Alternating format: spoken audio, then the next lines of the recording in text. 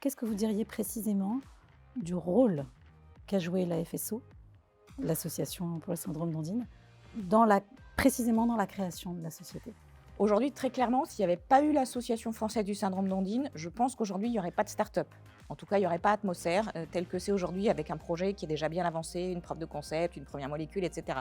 Je ne dis pas qu'il n'y aurait jamais rien eu, mais je pense que la présence de l'association a été vraiment un accélérateur et un point de déclenchement d'abord et un accélérateur ensuite de la création de la start-up.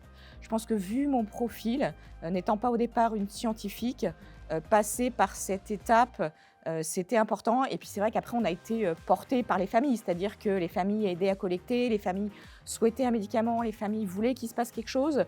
On a regardé autour de nous, il n'y avait pas de projet thérapeutique sur le syndrome d'Ondine, il n'y avait rien, il y avait des assets à droite à gauche dans des labos, mais il n'y avait pas de projet global.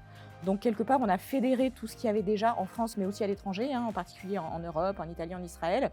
On a fédéré tout ça et on a mis tout ça dans une entreprise.